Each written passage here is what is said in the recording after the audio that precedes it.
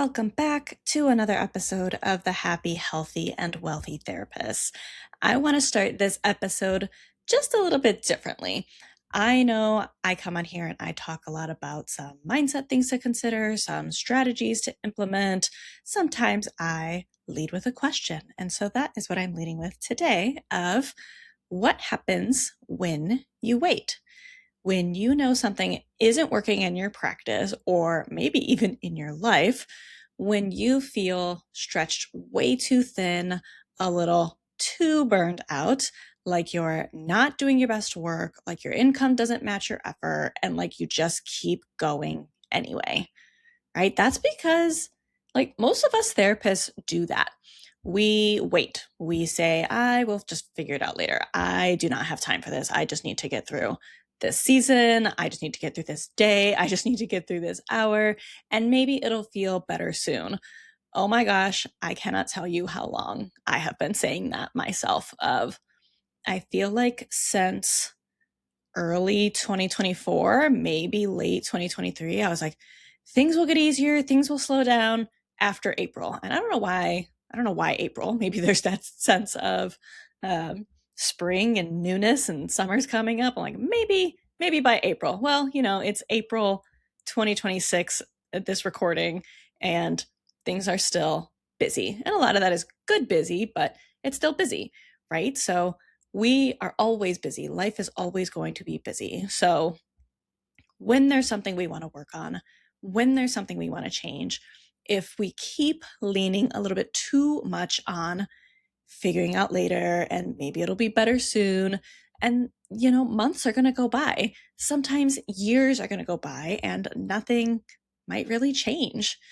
And again, like I'm saying, for my life generally, there's been a lot that's been happening in my life, personally, professionally. There's a lot more of a deep dive I'm going to do on some of the personal stuff that's been happening in my life. I'm going to share that more when I'm ready. There's some logistics and things that I'm waiting for before I do that.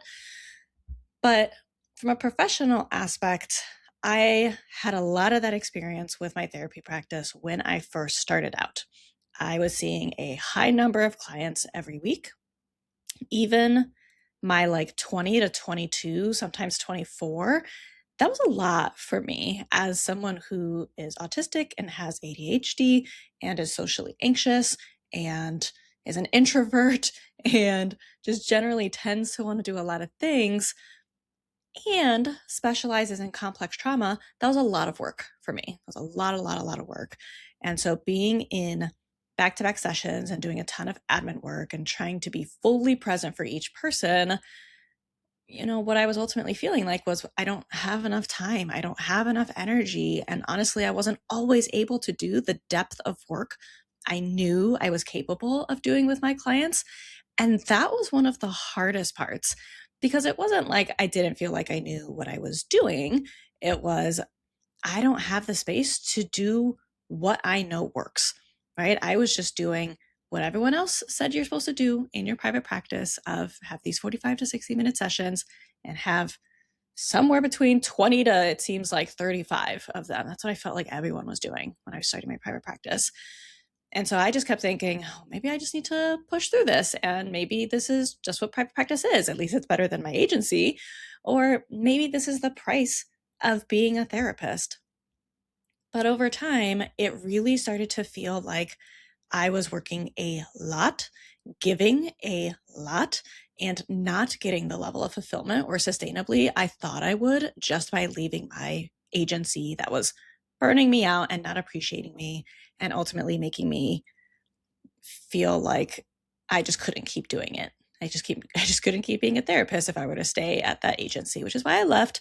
But that didn't inherently fix all of my problems. It just created new ones. And so fairly early in my private practice, about 6 months into it, I started to experiment with prolonged sessions of, okay, if in part I'm getting stuck with my clients because we don't have enough time, what if we just had more time? In 2022, when I started my private practice, most of my caseload was private pay. I did also panel with one EAP, and then I joined Alma and took one insurance plan. So I had it wasn't necessarily like an even split three ways caseload, but I had 2 or 3 insurance clients. I had 1 to 2 EAP clients, and then anywhere between like 10 to 15 plus private pay out of network clients. And so generally with the majority of my caseload, I got to do whatever I wanted because I wasn't, restricted by how long the EAP said you can meet with them for, or how long insurance says you can work with someone before you can't be reimbursed anymore. But when I started to hear about some therapists just saying, yeah, I offer 75-minute sessions. Yeah, I offer 90-minute sessions. I was like, what? That's so cool. I want to do that too. And I wish I could say I just immediately jumped in, but I didn't because, well, I didn't really know what I was doing. Does that literally just mean go an extra 15 minutes, just schedule an extra 30 minutes at the end of the session? How did I have conversations with clients about that, especially when they are where they were at that point, really relying on out of network reimbursement? So again, I questioned it. I doubted, is this something I could really make work? Is this something that my clients even want to do? And really what I told myself was, yeah, it's probably not going to work for me. This feels like maybe too big of a shift. And just like generally, what if it doesn't work? What if I get really excited about this model and it doesn't work for me? But once I actually gave myself time to sit down and think about if I were to do this focused session. And for me, again, I work with complex trauma and I work with couples, and oftentimes one or both members have complex trauma. So if I were to create a focused session on here are the things you're really struggling with, if we had 1 to 2 days, multiple hours each day to just really focus on that and do as much work as we could in that time, well, then why not just see? Why not just see if someone would be interested in doing that? And so that's exactly what I did in January 2023. So this was 9-ish months into my private practice. I started working on what was my structure, what was my outline, how was I going to talk about it with clients. I started drafting my webpage for intensives. And within a month, I got my first consultation booked, and we booked for about a month later. And legit, everything changed. I do not say that lightly because, initially what that meant was I got really excited about intensives. More people kept coming for intensives. I say this all the time. Again, I'm an introvert. I do not like networking. That is not what I do for my practice. But people kept contacting me by finding my website from Google, or maybe they found me from Psychology Today and then they went to my website. They kept finding me, they kept seeing my intensive services, and then they would reach out and be like, this sounds amazing. Can I do it? So I kept being busy with intensives, and especially moving into summer, I actually got more busy with intensives. I was really busy with intensives even December, which a lot of us feel like are really slow times and seasons in private practice. So initially, I got so excited that I even overbooked myself, right? My whole point was like, I want to do therapy differently. I want to do these extended sessions, but I didn't quite yet feel ready to make the change of letting my weekly and biweekly sessions go because I had the scarcity mindset, right? I had these thoughts and these fears of, well, every time someone books an intensive, it's just a fluke, right? There's not going to be any way that this can be consistent. Well, I guess, this is the one I'm booking for this entire year.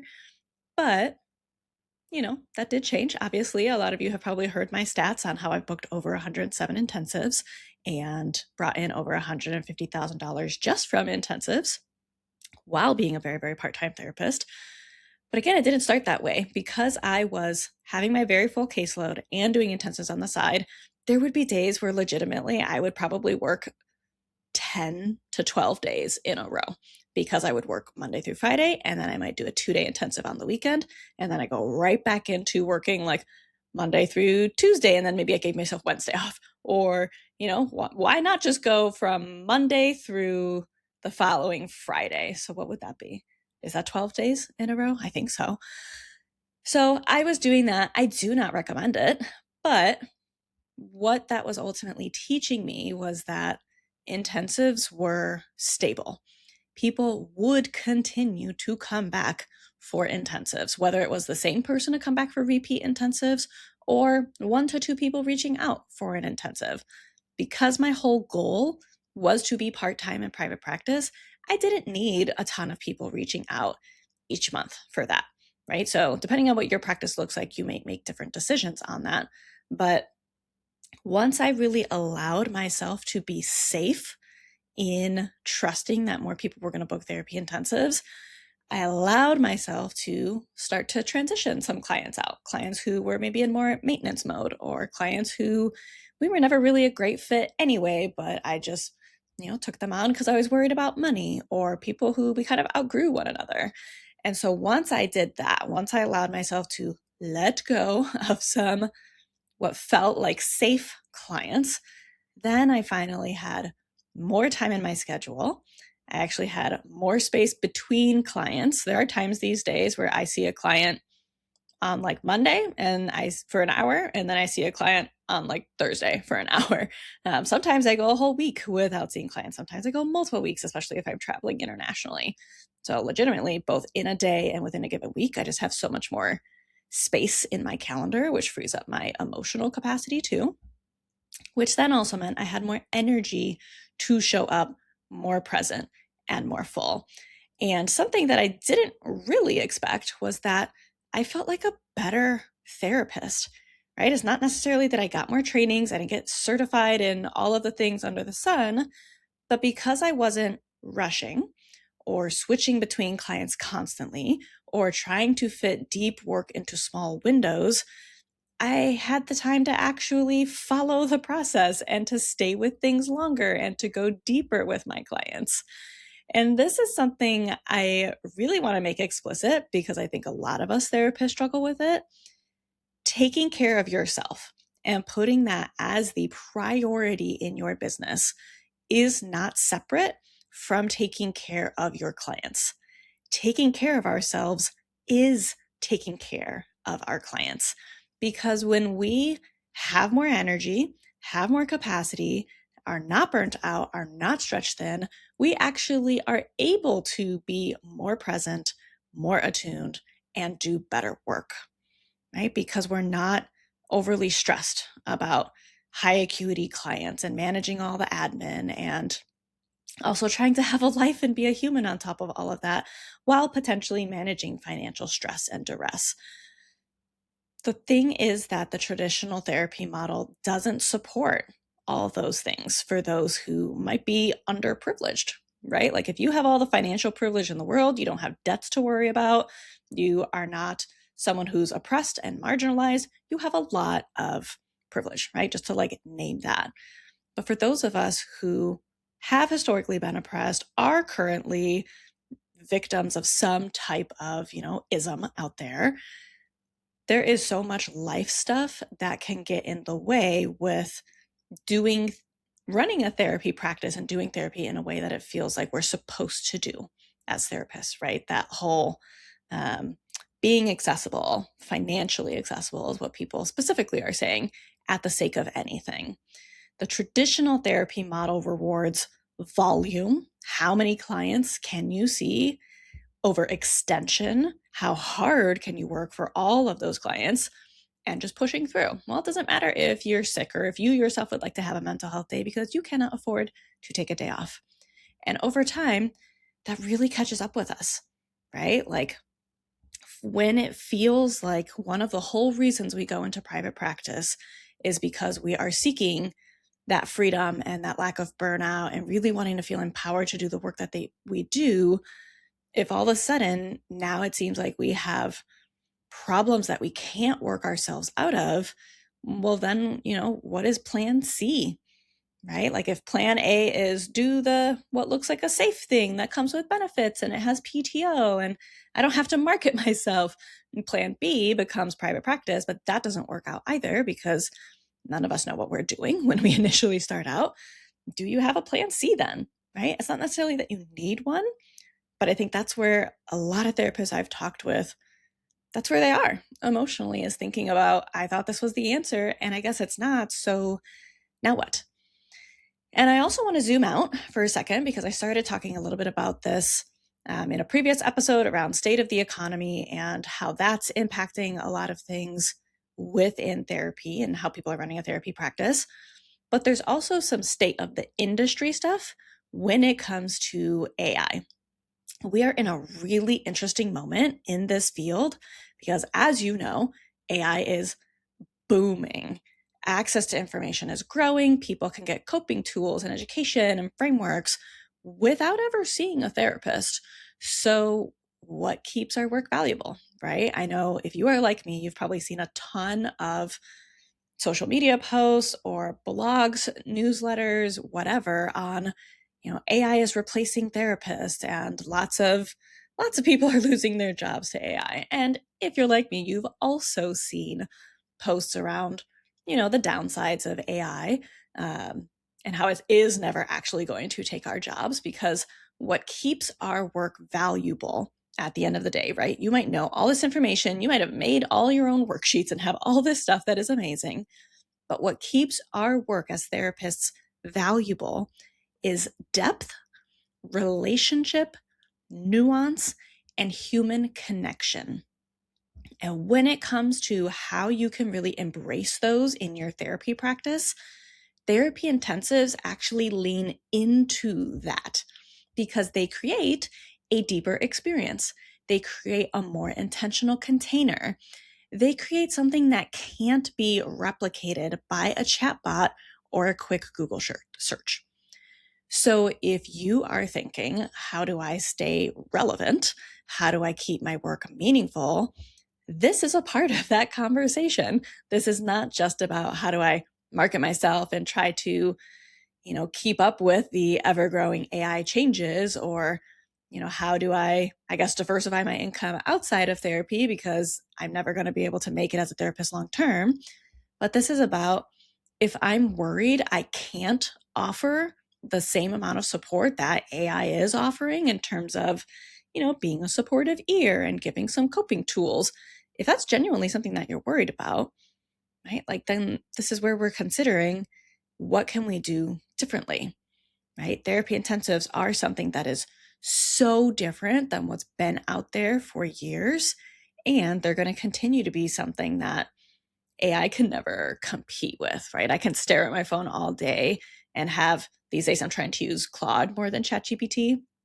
So I can have my AI of choice open and I can chat with it all day long, but I'm not building that connection. I'm not building emotional intimacy. I'm just maybe feeling good if I'm getting compliments, but I know, that it's AI and that it's acting that way. I don't actually believe that an AI cares about me, right? I don't even know if that's the official grammar for that, an AI, if AI, whatever. But let's come back to this question that I posed at the beginning of, what happens when you wait? If we wait to make changes, whatever that is in our practice, then we stay in the same schedule, the same income structure, the same level of capacity, and you keep telling yourself, I'll figure it out later, but later turns into another few months or years or cycles of feeling stretched. And I say this with a lot of compassion, and I have needed to hear this myself over and over, because honestly, waiting has a cost. And that is not just financially, but it is in your energy, it's in your quality of life, and honestly, it's in your ability to do your best work as a therapist. The more that we wait to fix our burnout problems, the more that we wait to fix our financial problems, the more that we wait to actually take movement on the very viable solutions that are out there, it's costing us way more than our paycheck, right? And it is making us, not as quality therapists. I'm going to take as strong of a stance to say that. I think we're doing a bad job of being therapists if we are telling our clients to take care of themselves and we can't do the same thing because we're engaging in people-pleasing behaviors. And so I want to add one more layer to this, which is timing. Because right now, again, I'm filming this in April 2026. It's going to air in May 2026. So right now we are heading into summer. And summer is honestly the best time for therapy intensives because a lot of clients are taking more time off and they have a little bit more flexibility. And they also have more willingness to do deeper work because they still know they want therapy. It's just maybe they're traveling or maybe their schedule looks different, especially if they're a parent who now is working around kids having time off from school, right? But people still want therapy. So this means it's one of the easiest times to start offering intensives. If this has been something you've been thinking about, this isn't just something that is theory, right? This isn't just, oh, maybe I can do that and maybe there's a right way for it to look, or I don't even know what I'm doing. Like right now, you have the ability to do something that is actionable, relevant, and aligned with what clients are already looking for. I said this on the last podcast episode about, recently therapy intensives are starting to become a little more, I'm not saying pop psych quite yet. It's not like, the word toxic or narcissistic. Um, but more people are going to start hearing about them and more people are going to start looking for them. And so if you have been listening to this podcast episode specifically, but some of the recent ones and thinking, okay, I know something needs to change. I do not want to keep doing it this way forever. I want more time. I want more space. I want better outcomes for my clients. I really want you to consider what happens if you don't make a change and also what could happen if you did, right? If you did finally decide, I'm going to stop waiting, I am going to find a little bit of time in my schedule to make a little bit of changes because we don't have to overhaul everything at once. You don't have to take a look at your schedule and be like, and tomorrow I'm dropping all insurance panels and raising my rate $100 and only doing therapy intensives. That's not realistic. But giving yourself 30 minutes this week to really think about what do you want for quarters 3 and 4 of 2026. I almost said 2024. What do I want for 2027?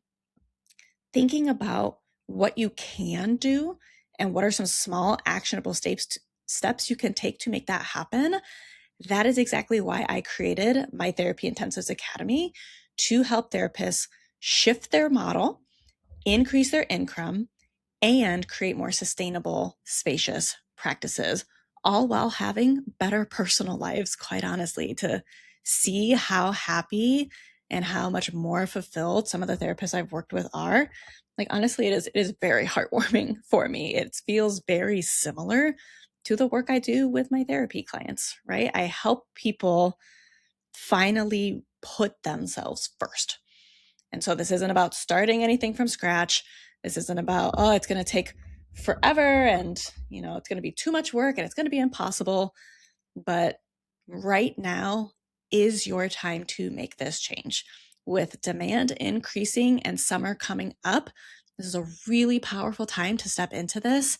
And if you want support in learning how to structure your unique intensive offerings, how to price them so that they are in alignment with your needs and with, your cost of living in your area, and how do we also still make you really show as the valuable authoritative figure that you are and actually get clients to fill them, you can check out the Therapy Intensives Academy through the link in the show notes to learn more about if and how that is the right fit for you. I'm also always available for answering questions, so please reach out.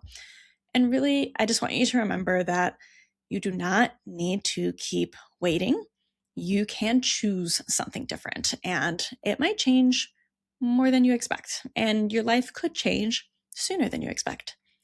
So that's what I have for today. I hope that that was helpful to hear. I hope that that was a good reminder for those of you who sometimes need what I have heard, that kick in the pants. Like, I just need someone to give it to me straight. I needed someone to just coach me a little bit through that. And a lot of my job as a coach is not just to, support people and,